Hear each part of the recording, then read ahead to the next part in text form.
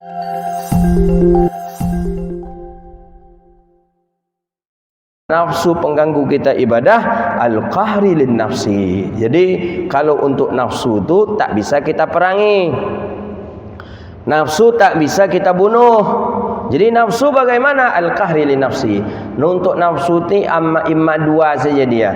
Ada kala dia kita jadikan teman baik kita nafsu, sehingga bisa sesuatu yang baik disebabkan oleh nafsu, atau kita jadikan nafsu ini bagian daripada didikan kita.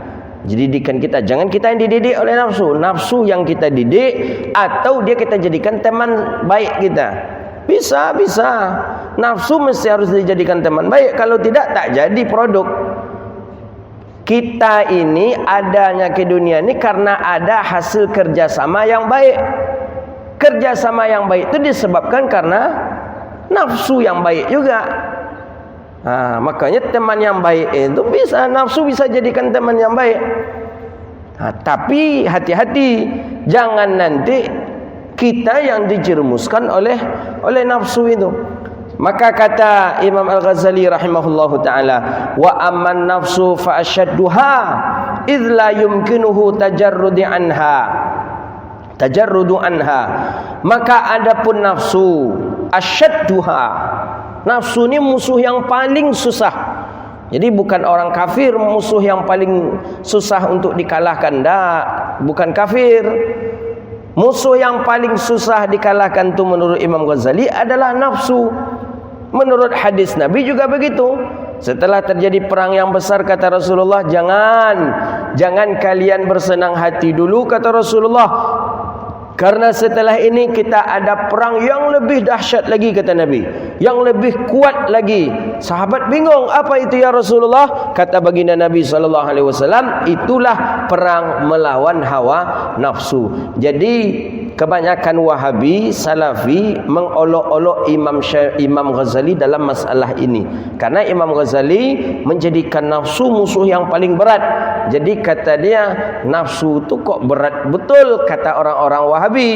Ya, kata orang Wahabi, inilah metodenya Imam Ghazali yang menyesatkan, karena dianggap nafsu itu musuh yang betul-betul berat sekali. Padahal tidak, kata dia. Yang musuh yang paling berat itu menurut mereka ya adalah orang-orang kafir. Nah, dengan metodenya Imam Ghazali itulah Salahuddin Al-Ayyubi menang, Nuruddin Zanki, sampai kepada para mujahid-mujahid yang hebat itu. Metode daripada jihadnya adalah metodenya Imam Abi Hamidil Ghazali rahimahullahu ta'ala. Jadi kata Imam Ghazali, wa amman nafsu fa asyadduha, nafsu itulah musuh yang paling susah sekali untuk kita mengalahkan.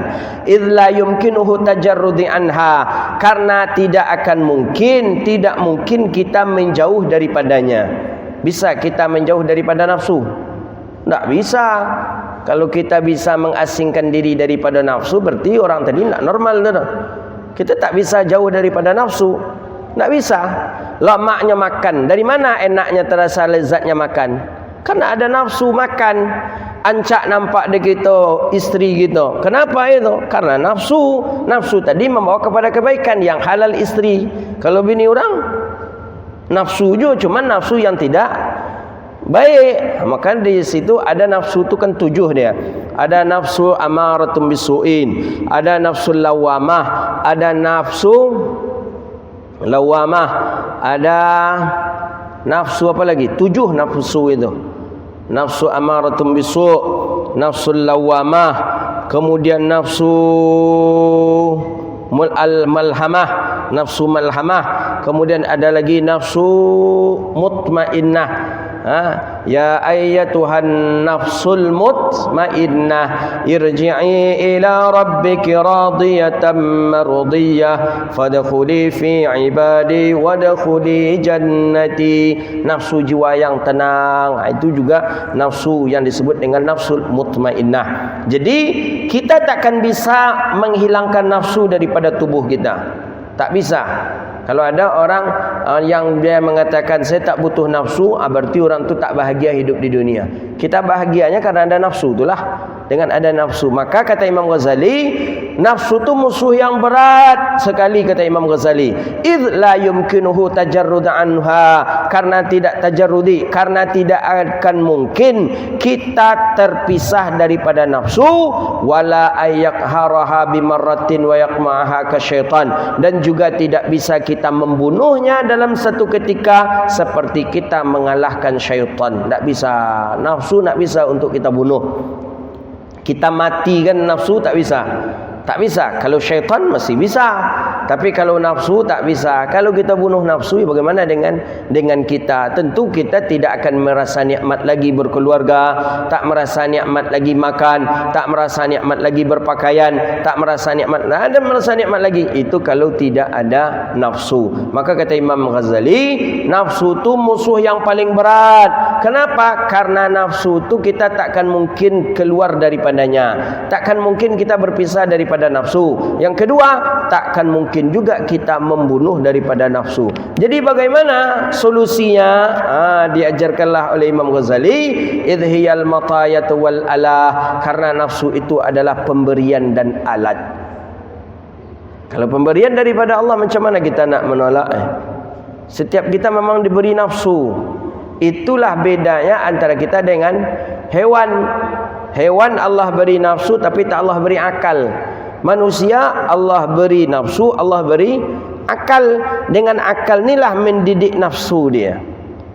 Kalau hewan tak, hewan cik nafsu aja ya. Akal tak ada. Maka saking tak ada akal itulah kadang adik seorang nyampai je dia. Kadang eteknya nyampai je, etek ayam tu. Kadang siapa lagi? Kadang orang tua. Jadi kenapa? Karena tak ada akal, nafsu. Maka manusia ada nafsu, ada akal. Akal inilah yang akan mendidik daripada nafsu. Idhiyal matiyatun wal alah la matma'u aidan fi mawafaqatiha ala ma yaksidul abdu minal ibadati wal ikbali alaiha. Maka takkan mungkin seorang manusia akan terbebas daripada nafsu, karena nafsulah yang bisa menyampaikan dia kepada ibadah, dan agar ibadahnya itu juga diterima oleh Allah Subhanahu wa ta'ala. Jadi begitu dia. Mana ibadah nafsu? Nikah. Nikah tadi kan ibadah. Nafsu. Ada nafsu dalam pernikahan. Kalau orang mengatakan tidak ada nafsu dalam pernikahan, ya berarti bukan, tidak ada hubungan suami istri dia berarti.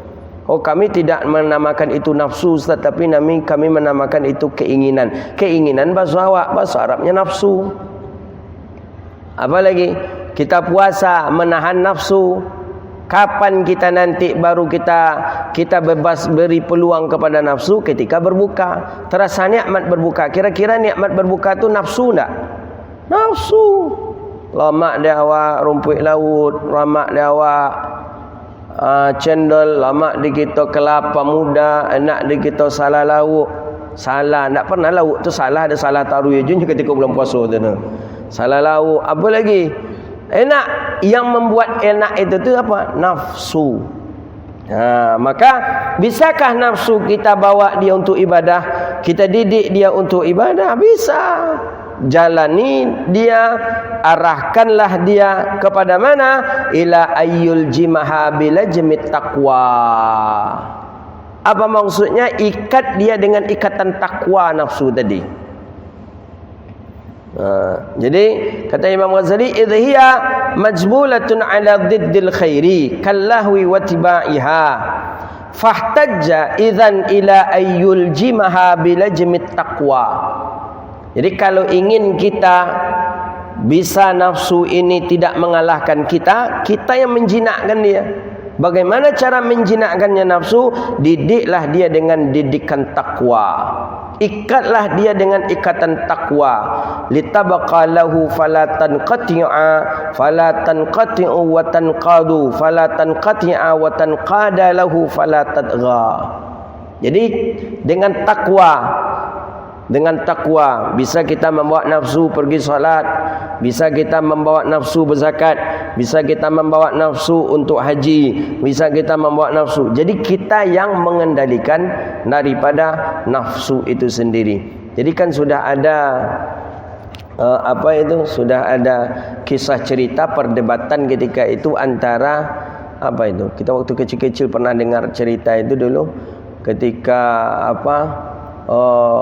musuh ini ada yang diletakkan di dingin, ada yang diletakkan di panas, berapa tahun di panas, enggak takut dia, bisa dia diletakkan di dingin, masih bisa dia hidup. Jadi caranya mengalahkannya tidaklah diberi dia makan, jadi dipuasakan dia. Itu rupanya musuh itu adalah nafsu. Kalau angin, nafsu tetap bertahannya. Orang di musim panas lomak je makan, menikah je orang hidup di musim panas. Tak kalah nafsu musim panas. Musim dingin lebih lomak lagi makan. Musim dingin nafsu masih bisa hidup. Jadi cara untuk mengalahkan nafsu ni itu hasil temuan daripada syariat kita, bahawa mesti dia harus dipuasakan, dilaparkan perut, tidak makan, tidak minum, maka kita mendidik nafsu. Tapi ada batasannya. Jangan sampai nak makan, nak minum untuk apa? Membunuh nafsu. Dulu aku mati pada nafsu itulah. Awak la yaji'un la inna lillahi wa inna ilaihi raji'un. Nafsu tu kemudian daripada itu. Jadi kecek nafsu kan di tadi dan sampai ke wang lain kecek nafsu. Makan lawang ketek wang duit kecek nafsu. Dan walaupun mama model-model ikut dan bisa je ni duitnya, pasti wang mati dulu pada danya nafsu lah. Jadi oleh kerana itu bagaimana? Ada batasannya. Makan nih. Maka Nabi SAW kan sudah, kan ada sahabat. Siapa sahabat yang tak menyentuh istrinya? Setelah menikah tak disentuh istrinya. Dia fokus ibadah. Abu Darda. Abi Darda bininya tu ndak ada urus badan dek bininya le dah. Indak bininya ba make up, rambutnya ndaknya sikit le dah, bajunya pakai baju biasa aja, kadang cabiak, kadang apa, biasa aja. Datang keluarganya berjumpa, "Hei, Abu Darda, kenapa engkau perempuan cantik, kenapa engkau seperti tak terurus? Rambutmu tidak ada dan kau urus, badanmu tak kamu urus, kukumu tak kamu urus, tidak ada urus." Kecik bini Abu Darda, untuk apa je dan mengurus badan dan lelaki dan nak niu kan dan doh je. Laki aku, suami aku tidak lagi berhubungan dengan aku. Tak adanya lalok je lagi. Jadi Abi Darda apa kerajanya? Nyesabilah Abi Darda kalau malamnya habis harinya di atas sejadah sampai subuh. Kalau siangnya berpuasa, bila nya bisa akan berjumpa dengan aku di ranjang. Kapan dia akan tidur dengan aku? Takkan mungkin. Mengadulah sahabat tadi ke Rasulullah. Kecik sahabat tadi Abi Darda nyegekon dia Abi Darda, "Ya Rasulullah, hendaknya kau uli dia ya Rasulullah. Abu Darda sibuk aja ibadah, siangnya berpuasa, malamnya beribadah, siang puasa, malamnya beribadah." Apa kata Nabi? "Aku sebaik-baik manusia dari kalangan kamu, dan korang yang paling elok dan korang yang paling baik daripada kamu seluruhnya," kata Rasulullah. Kata Nabi, kemudian dilanjutkan oleh Nabi apa? "Ana asum wa aftir." Aku puasa tapi aku juga berbuka. Aku tidur dan aku pun bangun. Aku menikah, aku punya anak, kata Nabi SAW.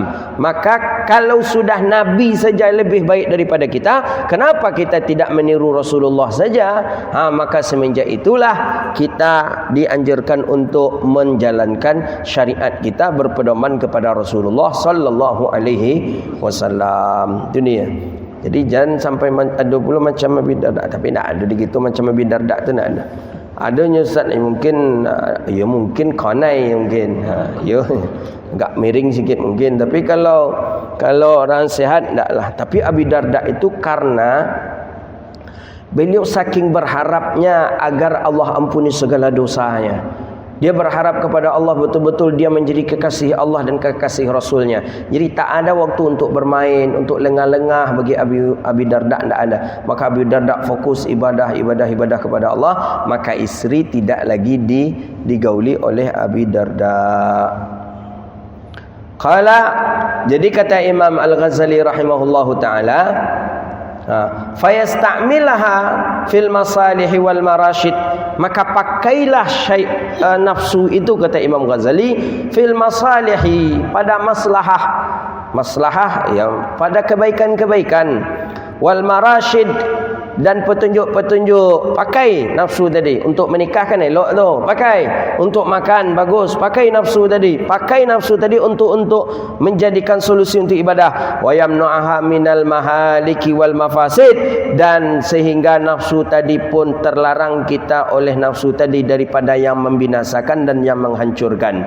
Fayakhudh idzan fi qat'i hadhil aqbah wa yasta'inu billahi jalla dzikruhu ala zalik, dan kemudian engkau juga mesti harus bermohon kepada Allah dengan pertolongan Allah untuk mendidik daripada nafsu.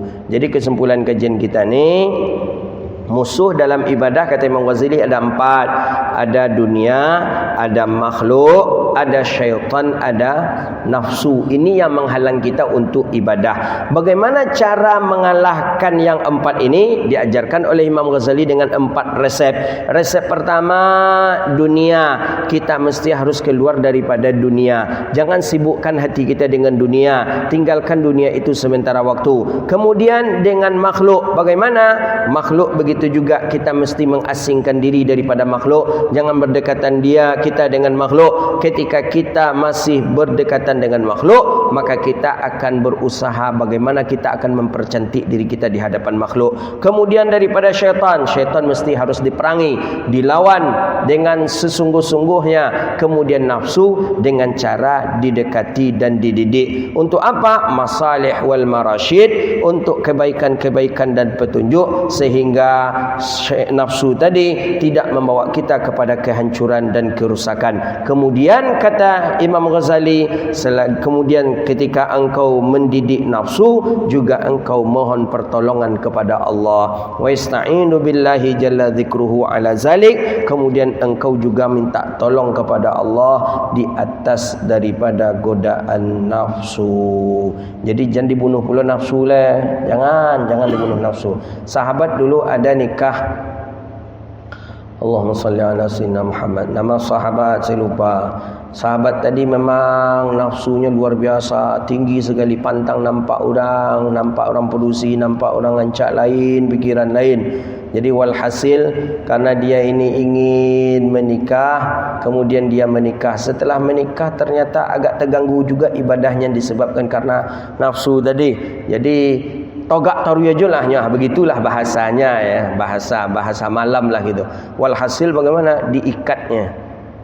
Diikatnya tadi, diikat sehingga tidak lagi rusaklah begitu, rusak daripada kemaluan dia, sehingga lemah daripada syahwatnya. Jadi ada sahabat menyampaikan ke Rasulullah, kemudian Nabi marah, kata Nabi, jangan kalian merusak daripada diri kalian, la tulqu bi aydiyakum ila tahlukah. Jadi diajarkan oleh Rasulullah, kalau kalian tak bisa menahannya tadi, maka berpuasalah. Jadi puasa itu solusi yang paling hebat untuk melawan nafsu. Jadi dengan berpuasa, kemudian kita minta tolong kepada Allah Subhanahu wa ta'ala.